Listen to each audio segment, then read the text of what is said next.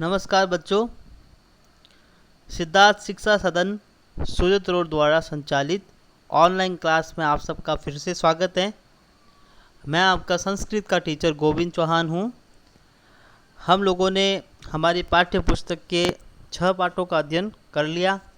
आज हम उसके बाद 7वां पाठ जो है, जिसका नाम है संकल्पः सिद्धिदायक, यानी संकल्प करना जो है वो हमको सिद्धि प्रदान करता है। यदि हम कोई संकल्प करते हैं तो हमको सिद्धि जो है वो निश्चय ही प्राप्त होती है। उसका अध्ययन करेंगे।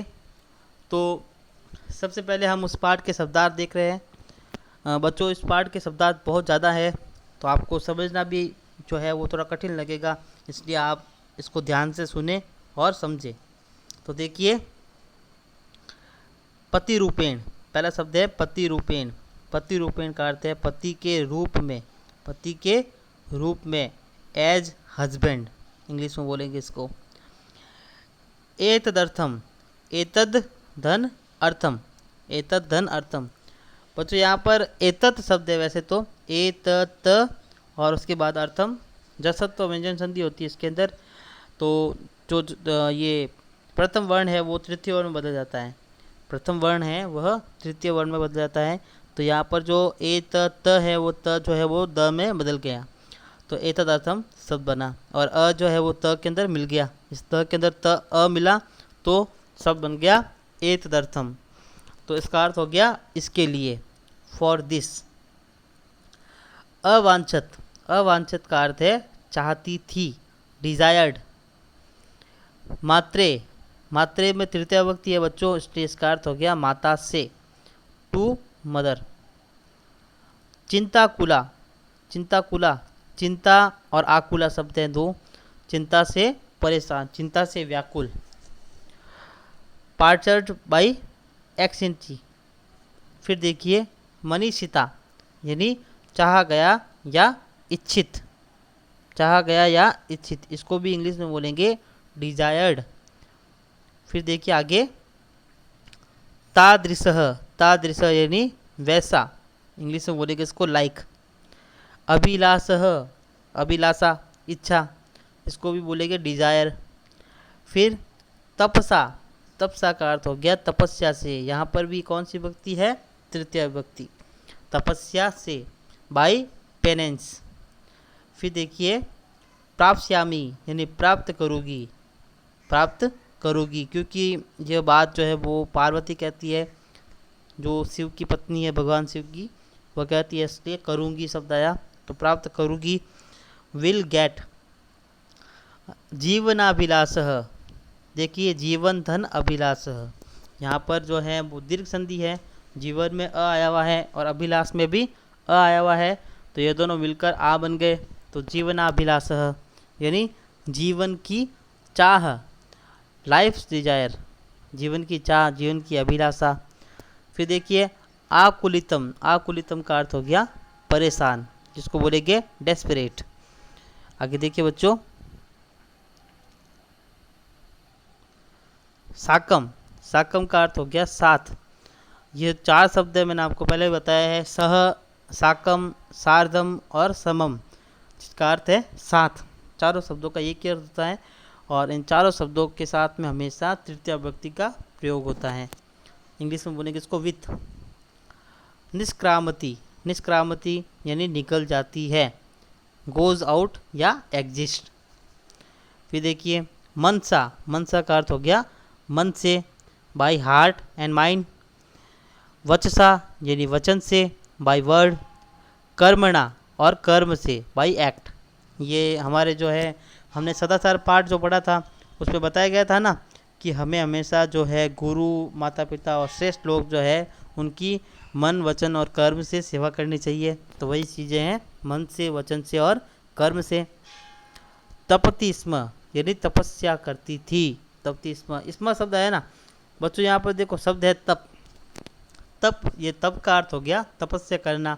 फिर उसके साथ अति जुड़ा, तो यानी तपस्या करती है, लेकिन जब उसके बाद में स्म जोड़ दिया, स्म जो है वो भूतकाल का अर्थ देता है, और भूतकाल का अर्थ देता है, इसलिए स्म जोड़ने के बाद वहाँ पर थी शब्द आ गया, तपस्या करती थी। यहाँ पर देखिए ती शब्द तो आया, लेकिन बाद में थी लगा दिया, तपस्या करती थी, परफॉर्म्ड पेनेंस। फिर देखिए स्थंडिले, स्थंडिले का अर्थ है नंगी भूमि पर, मतलब ऐसी भूमि जिस पर कुछ भी बिछाया हुआ नहीं हो, नंगी भूमि। ऑन बैरन फील्ड, यानी बिल्कुल ऐसा फील्ड, ऐसी जगह जहाँ पर कुछ भी बिछाया हुआ नहीं हो। आगे देखिए बच्चों, आगे के शब्दार्थ। शिलायाम, शिलायाम का अर्थ है चट्टान पर, ऑन रॉक। फिर देखिए स्वपीति स्म, स्वपीति स्म का अर्थ सोती थी। यहाँ पर भी देखिए बच्चों, स्वपीति में यहाँ पर अति जुड़ा हुआ है, उसके बाद स्म जोड़ दिया, स्म यानी था, थे, थी, वही। स्लेप्ट, टुक रेस्ट, टुक रेस्ट यानी रेस्ट लेना, या फिर स्लेप्ट यानी सोना। फिर देखिए तपह प्रभावात, तपह प्रभाव यानी तपस्या के प्रभाव से, बिकॉज ऑफ पेनेंस। फिर देखिए अतपह यानी तपस्या की, अतप यानी तपस्या की, यहाँ पर है भूतकाल। कौन सा काल है? भूतकाल, जिसको इंग्लिश में बोलेंगे परफॉर्म पेनेंस। फिर है अगति ही यानी गतिहीनता, मतलब एक जगह पर स्थिर रहना, गतिहीनता, किसी प्रकार की गति नहीं होना। एब्सेंस ऑफ मूवमेंट यानी किसी प्रकार का मूवमेंट नहीं होना, गति नहीं होना। अधीतवती, अधीतवती का अर्थ है पढ़ ली, जिसको इंग्लिश में बोलेंगे स्टडीड, थर्ड फॉर्म, पढ़ ली। फिर देखिए आगे संपादितवती, जिसका अर्थ है संपन्न किया, परफॉर्म्ड। प्रथिता, प्रथिता का अर्थ हो गया प्रसिद्ध हो गई, बिकेम फेमस। आतुर हृदय, शब्द क्या है बच्चों?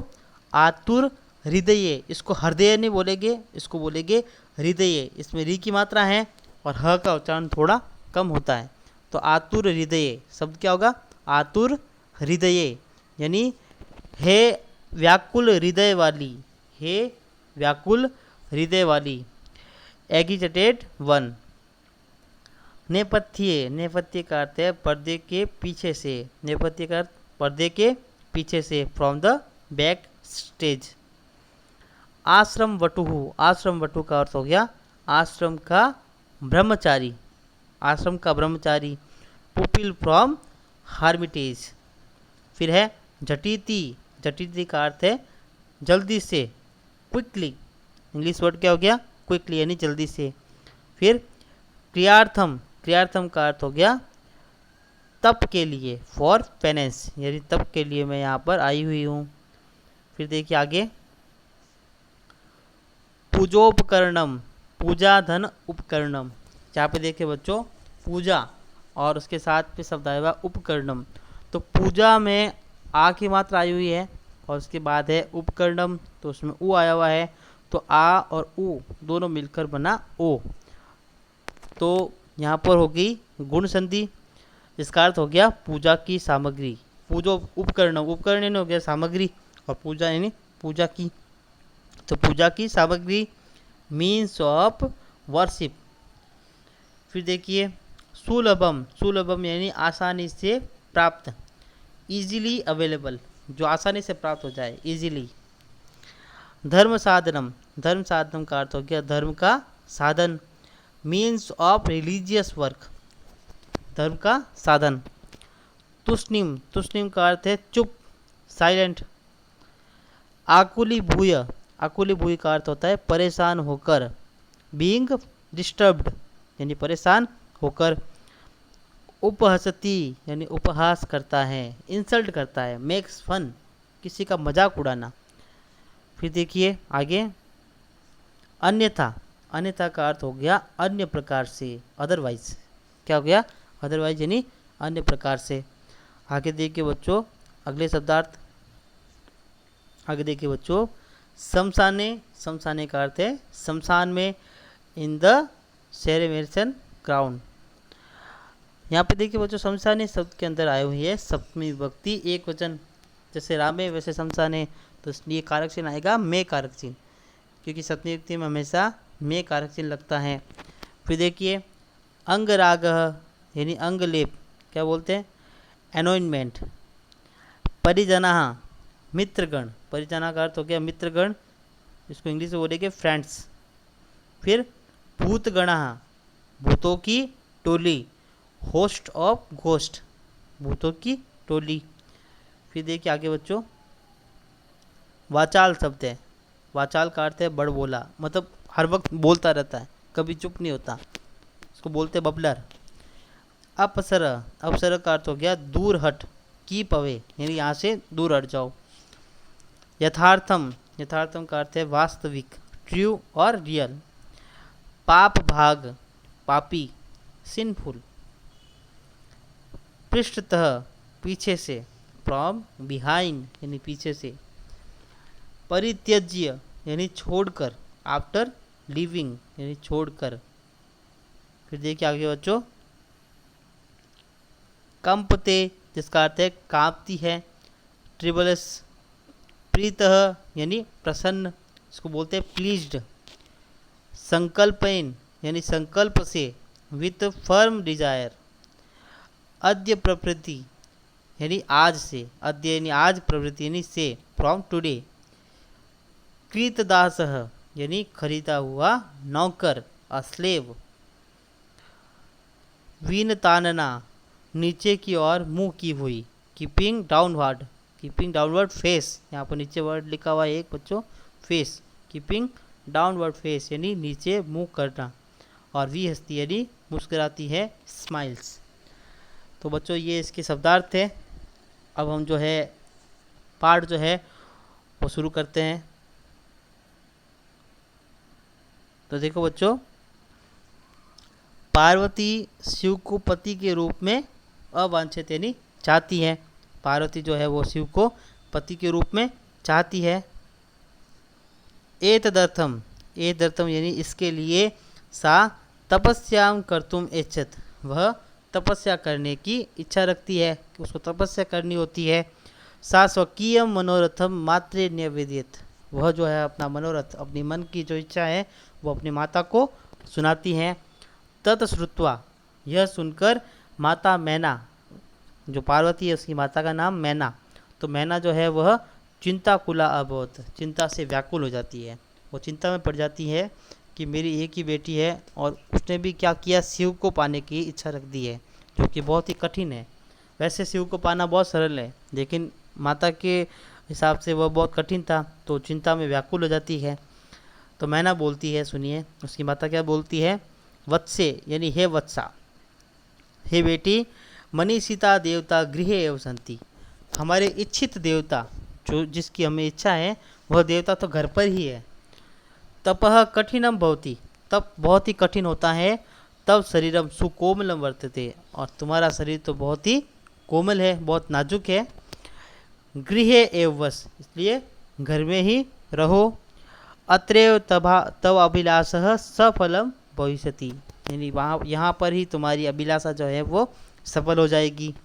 तो पार्वती बोली, अम्ब, अम्ब का अर्थ है माता, हे माता, तादृश अभिलाष तु तपसा एवं पूर्ण भविष्यति, इस प्रकार की, तादृश यानी उस प्रकार की अभिलाषा जो है वह तो तपसा यानी तप से ही पूर्ण भविष्यति यानी पूर्ण होती है या पूर्ण होगी।